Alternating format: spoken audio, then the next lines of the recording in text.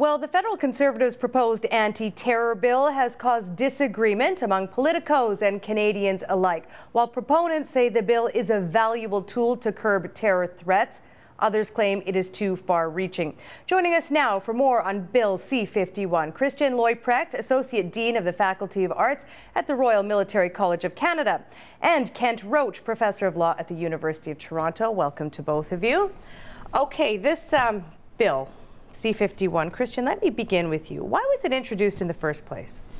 So I think just like in any other policy area, there's policy learning here. And so we learn some things that we know work and some things that could work better. And we do this in all policy areas. So to some extent, this is just a matter of trying to improve what we do and benefit from learning. But we've also seen, I think, a change in sort of the threat environment. And we've seen both, I think, a diversification of the type of threats. If we look at the type of charges that we see, individuals who are abroad, charging them before they ever return to Canada, recruitment charges, facilitation charges, charges for financing, charges for attempting to leave the country. And at the same time, we have this challenge of increasing. We're not dealing with large networks, but we're dealing with what we sometimes call trust ties. So one or two people, brothers, for instance, as we saw in France, who hatch these plots. And so it means you have a cascading threat environment, which means that security services are trying to keep tabs on a much greater number of individuals. If you're watching a network, if you're just watching the brokers, often that'll give you an indication whether something might be up. You don't need to watch everybody all the time. Whereas now we're investing a lot more resources into this very target-rich environment, trying to keep Canadians safe. And so it's trying to optimize what we do and make sure we do it in a cost-efficient way. Okay, Kent, I'm going to get your response in just a sec, but just let's go through some of the highlights of this bill. Like most bills, it's pretty vast, but here's some of the highlights or lowlights depending on how you see this thing. Okay, it will, if passed, criminalize the promotion or advocacy of terrorism with a maximum sentence of 5 years in prison. It will give CSIS the authority to disrupt terrorist activities. Those suspected of traveling by plane to commit terrorist offenses elsewhere can be put on the no-fly list. It will authorize arrests for those who may commit a terrorist offense rather than for those who will carry one out. And it will also increase information sharing among government bodies on national security matters. Okay, Kent, given what Christian said and what the highlights there are, do we need this thing? I think it's hard to know. I mean, for example, there are some changes to preventive arrest and peace bonds. And we know that a peace bond was attempted to be issued for the Quebec terrorist attacker in October before he killed the warrant officer. But we don't know why the peace bond was denied. So one of my concerns is that we're making policy very quickly in a perceived emergency without giving the public enough information about why these changes are necessary. So what's your solution then? Wait and see? No, I mean, I think our solution, and Craig Forsays and I are trying to do this by publishing alternative backgrounders, is to get Canadians to think about the details of this legislation and to have a kind of robust debate that's not really tainted by, you know, slogans on either side. This bill has raised criticism that it goes too far, Christian. What would this allow us to do in Canada, law enforcement agencies and governments to do that we can't do now? So there's several key sort of novelties that are being introduced here. One is the ability for government departments to share data with one another. Just to give you one example, if the Department of Foreign Affairs and their export division catches on that somebody's trying to ship dual-use technology abroad, currently under the data sharing provisions, they are not actually in a position to share that information with CSIS. So we have a whole number of gaps that just seem to make not a whole lot of sense. Now, this is obviously tricky, and we need to make sure this is done in accordance with the Constitution and protecting people's privacy. But we have real gaps. We're also trying to enhance what's known as the CSIS mandate as a threat diminishing mandate in addition to the mandate that it already has. So being able to be more proactive and taking actions to prevent certain types of activities, but it's important to note that these all have to be run by a judge, and they also, CSIS does not have any powers of detention or arrest under the way this bill is being introduced. It's trying to enhance peace bonds and recognizance and lowering the evidentiary threshold required for these. And so one of the challenges we currently have is that when it comes to terrorism, European countries have a better way of distinguishing between detention and arrest, where instead of always having to charge somebody and then having a reasonable chance of conviction, now having the opportunity to try to impose conditions on individuals who we think may be engaged in certain types of activity in an effort to get them to cease and desist. There's some changes with regards to security certificates and witness protection, so that the Crown doesn't have to divulge all its evidence. And with regards to the Passenger Protect program, as was mentioned, there are also now efforts to, rather than just have a board and no board decision by the minister and having to demonstrate that there's an immediate threat to aviation security, having a broader threat of somebody engaged in terrorist activity and having a greater spectrum of ways of trying to control individuals getting on planes, such as secondary security screening or sending them with an aviation security officer, for instance. That raises concerns for you. Yeah, well, I mean, let's talk about information sharing. Information sharing, whole of government response to security makes sense, but only if there is adequate review and oversight. The Arar Commission in 2006 recommended that we Which you were part of. That, yes, well, I worked on, that we have whole of government security in the 21st century, but we have siloed review and accountability mired in the 20th century. So when I look at the Information Sharing Act, and we're going to release a background on this later this week, I see huge problems. I see one provision that seems to be designed around amnesia about Mayor Arar. It says once information is shared, it can then be disclosed in accordance to law to any person for any purpose. I mean, that to me is really quite scary. And I think it's unfortunate that the government didn't get its review house in order before it dumped this legislation on us. The other thing is information sharing. The government has deliberately not used threats to security of Canada, which has been a well-tested piece of law since 1984, and they're inventing a new idea of activities that undermine the security of Canada. And when I read that, alarm bells just go off in my mind. I think about sovereigntist protests, I think of Aboriginal protests, I think of environmental protests. And if the government is going to be sharing information on these protesters, I don't think that's necessarily a good thing for our democracy. How come alarm bells don't go off in your head when you hear that, Christian? Well, I think inherently, as with all legislation, the devil here is going to be in the details to make sure that this is done in accordance with our constitutional framework, that these provisions actually withstand the reasonable limits clause in the Charter.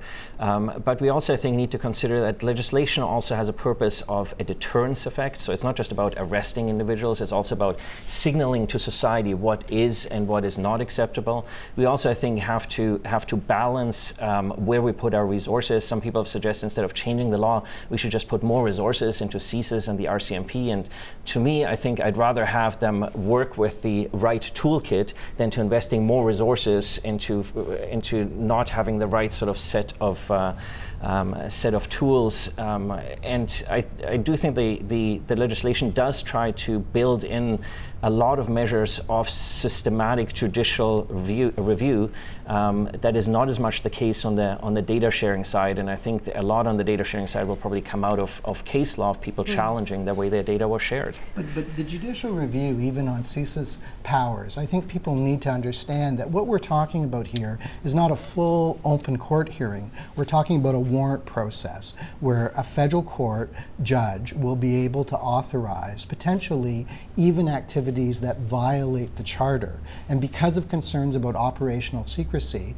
we may never even see that judgment. But it is important. Yes, a judge will be there, but it's only going to be the judge and the government's lawyers. There's not even provisions in the bill to allow special advocates to play a challenge feature. So yes, I mean, I agree, the devil is in the details. But every time I read this bill, I find more things that seem buried in it. I mean, another example, and I'm almost ashamed to admit this, is there'll be a new offense with respect to terrorist propaganda, and we can discuss that, and reasonable people may disagree. But just this morning, I found a provision that will allow customs officials to to seize terrorist propaganda. Well, the thing is even if you and I could agree on what a proper definition of terrorist propaganda is, I'm not sure customs officials, who are subject to no independent oversight, are the best people to be doing this. And so I worry about a customs official seizing religious material, perhaps even a Quran, saying this is terrorist propaganda. Now, obviously, that would be a misreading of the law, but there's an idea out there that review and oversight is somehow needless red tape. It isn't. It is necessary so that all sectors of Canadian society have confidence in this legislation. Let me ask you both this. I think for most Canadians, when we're talking about terrorism right now, we're thinking about what happened in October in Saint-Jean-sur-Richelieu and in Ottawa. And I know it's a bill and the details will come forth, but do we think that if these laws were enacted at the time that it would have prevented either of those attacks? I mean, that's ultimately a counterfactual question. So in that sense, it's difficult to answer. But we do know that that security services do seem to be grasping at straws at other types of mechanisms they can use to prevent people to move from thought to action. Ultimately, so these are the three things that we're trying to do. First, try to get people who might be try not to have people sympathize with illicit activities to begin with. Then trying to have people who might be sympathizing to stop them from engaging in support for such types of activities, and ultimately to stop people at the top of the pyramid who might be having sort of thoughts around this to stop them to move from action. And it seems that we've discovered as a result of the October attacks that we do have some gaps and that we're not doing perhaps all that bad a job at actually detecting individuals, but we do have a difficult time at ceasing and desisting. At the same time, I think we, for instance, abrogated an entire domain to the adversary, which is the cyber domain, and that we really need to have a strategic effort to try to figure out how is it that we're going to take back that domain without going as far as, for instance, the French are doing, that is to say, controlling internet traffic and certain types of blogs and whatnot, which I think is not something that Canadian society would tolerate or advocate. So trying to find this middle ground, I think with regards to, for instance, the promotion of terrorism, what the government's trying to do in this bill is trying to make sure that you always have to demonstrate intent. So possessing materials, in the UK, the glorification of terrorism is an offence. Here, by promotion, the advocacy of terrorism, what the government appears to be trying to do is to criminalise using certain types of material with intent to counsel or to commit an offence. These are all difficult words: glorification, advocacy, how we define them, right. If we all agree on the definition. I actually just want to move on because our Prime Minister Harper, talked about this bill. He talked about the concerns that you've been raising, Kent, about civil liberties. Let's roll that tape. This is really what we get from our opposition, that every time we talk about security, they suggest that somehow our freedoms are threatened. I think what Canadians understand is that their freedom and their security more often than not go hand in hand. Canadians expect us to do both. We are doing both. And we do not buy the argument that every time you protect Canadians, you somehow take away their liberties. Okay, Kent, the Prime Minister there is saying, look, there's a balance between all of this.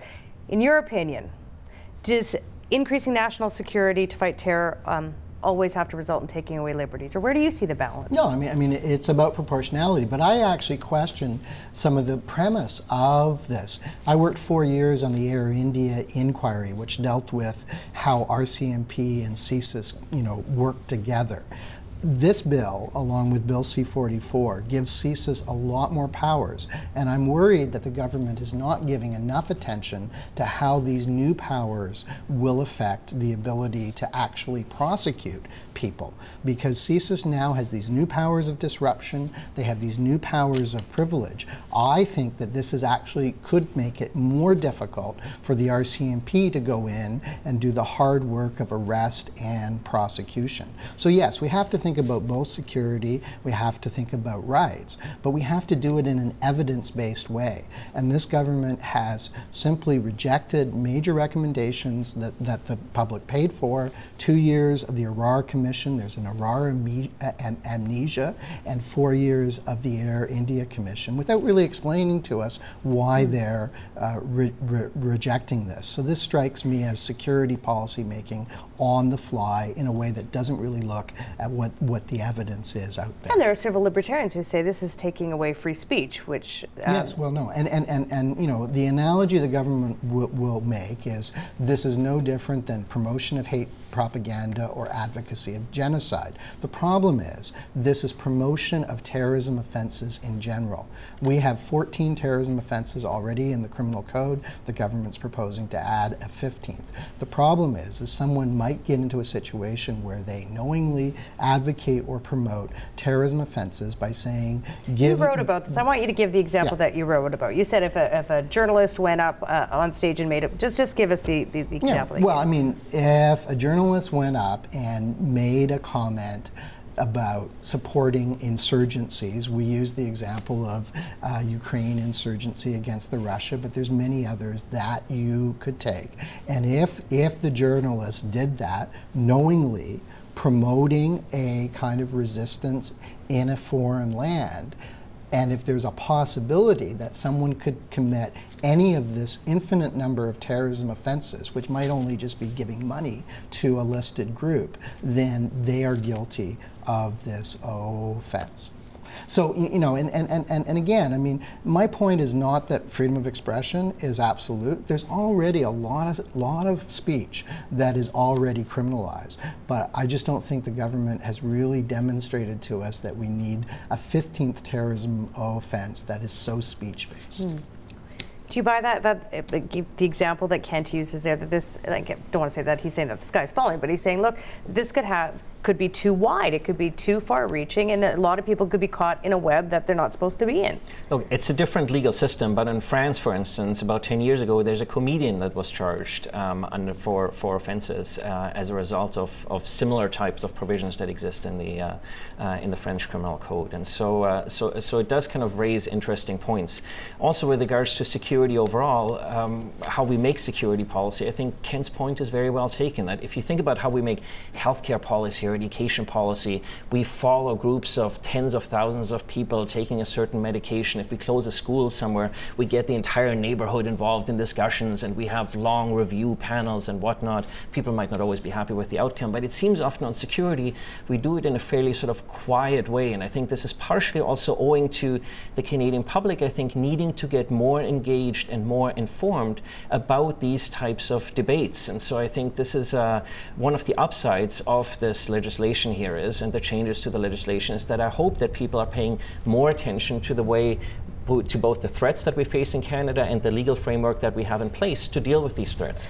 But Ken makes the point that so much of this could be done behind closed doors. On the one hand, you're saying Canadians need to be more involved, there needs to be more transparency. On the other, it seems to me that he's suggesting that this is so closed door that we won't get that insight or transparency. Well, inherently, this is always a balance to strike. So when the Prime Minister talks about sort of freedom and security, and yes, that these are not a dichotomy, they're complementary, but the challenge is always to what extent do you actually divulge, for instance, information methods of collection, analysis, the sort of advice that was provided, and to what extent do you need to make sure you keep those in a reasonably confined space to ensure that you can continue to use them in order to keep Canadians safe. And this is sort of a difficult balance to strike. But I do think, for instance, there may be provision within Canada, as for instance the UK or Australia, also the United States have done, perhaps to clear some of the members of the opposition without having to change much of the legislative framework. We could clear members of the opposition who would now have access to the full CERC report, the Security Intelligence Review Committee, who might have access to the full Inspector General's report of their communications security establishment. And that might be one initial step, perhaps, to thinking about sort of how might we have a broader, more robust sort of oversight mechanism of both all the intelligence activities within Canada, and as Ken points out, not just the stovepiping of different agencies, but the overall intelligence activities, as well as the overall security activities within Canada, because ultimately, in a democracy, we always want to make sure that we are watching the people who are watching us. Let me ask you this. You've been reading this thing in detail. Is there a sunset clause on this thing? No, I mean, there's no sunset clause, and there's also not even a review clause. So typically when you have major legislation, and you know, this is major changes to the CSIS Act, you'll have a 3 or 5 year study where a parliamentary committee, ideally, I agree with Christian, with security clearances, doesn't mean that they make the secret information public, but they should be able to at least see that secret information, conducts a review about what works and what doesn't work. My concern is we got lots of moving parts here. We got Bill C-44 that now gives CSIS human sources a complete privilege. So this means, for example, if either of the 2 informers in the Toronto 18 said, I don't want to be a witness, under Bill C-44, the Crown could not compel them to be a witness. Hence my security as well as my rights fears about the government's package. And the government just seems so confident that it is doing the right thing. It hasn't put either a sunset or even in 3 or 5 years, let's go back and figure out whether this has helped things or even hurt things.